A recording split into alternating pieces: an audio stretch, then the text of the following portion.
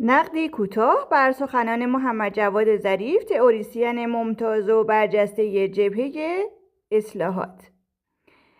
موضوع آیه 12 سوره بقره. این آقا میگوید ما را و دیپلماسی ما را که سالهای سال رنج بردیم و برجا می ساختیم و از این کارها کردیم در این روایت فتح و ظفر فراموش نکنید و این را لطفاً بنویسید که ما هم هستیم. این وقتی از مردم صحبت می‌کند منظورش از مردم خودش و طرفدارانش و طرفداران خاتمی و احمدی نژاد و روحانی و اینهاست. چه کسی می‌خواهد مردم را نادیده بگیرد که تو نگران شده ای؟ چه کسی یا سازمان و نهادی می‌خواهد تهدید کند؟ هیچ یک از این امور وجود ندارد و اوهام کله کلان خود اوست. منظور دیگرش این است که فرصت را غنیمت بشمارید و تنگه هرمز را معامله کنید و چند قران به جیب بزنید. یکی نیست به او بگوید 15 سال زحمت کشیدی، چه چیزی به دست آوردی و در جیب مردم زدی؟ در عوض آن همه خوش خدمتی چه به تو دادند؟ آخرش برجام چه شد؟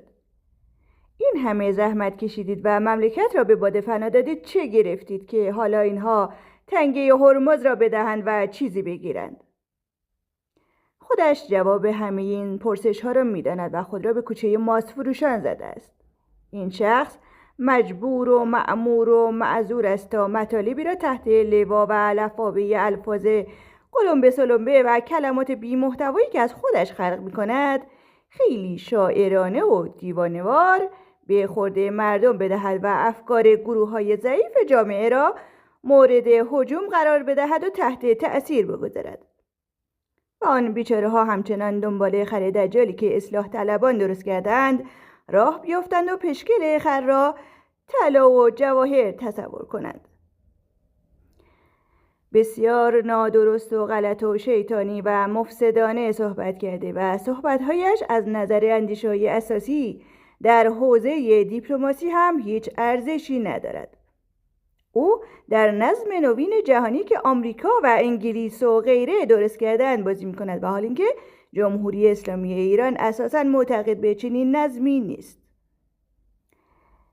او می‌خواهد اهمیت و عظمت جهاد و مقاومت را کم جلوه بدهد و حال اینکه اساس کار همین است و درهای بهشت دنیا اگر به روی ما باز شود از طریق همین جهاد است، نه از طریق دیپلماسی.